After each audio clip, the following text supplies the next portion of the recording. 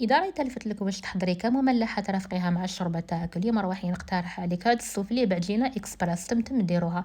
عندي لهنا كاس حليب دافي، 4 كاس زيت، مغرفة كبيرة خميرة، مغرفة كبيرة السكر، بياض بيضة، نخلطهم ونضيف عليهم الملح ونلم العجينة تاعي بالفرينة مع باكيت لا لوفير شيميك. العجينة تاعكم خلوها طرية ما تيبسوهاش. بعد ما تكملوا تليموها ادلكوها شوية، ومن بعد كي تكملوا تدلكوها عاودوا رجعوها في الإناء وخلوها تخمر.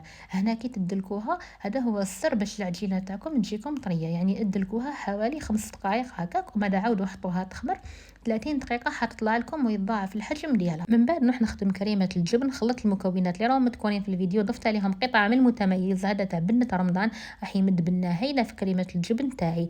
نخلطهم فوق النار حتى يعقد لي الخليط ديالي.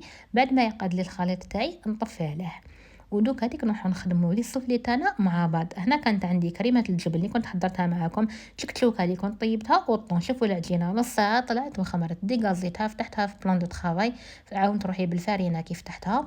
من بعد طبعتها ورحت نشكل لي السوفلي تاعي كيما راهم موضح في الفيديو. نحطهم في هذه تاع السوفلي، نحط كميه تاع تشكتشوكه هذه، كميه تاع الطون، ونزيد ندير كميه تاع كريمه الجبن اللي كنت حطيتها في لابوشادوي هذه، ونغلق عليهم. ندهنهم بصفار البيض، نزيد نرش عليهم شويه تاع الجيجلان، تقدروا ديروا ساندويتش، تقدروا ديروا زيتون هنا كيما حبيتوا. ندخلهم يطيبوا على 180 درجه وشوفوا النتيجه.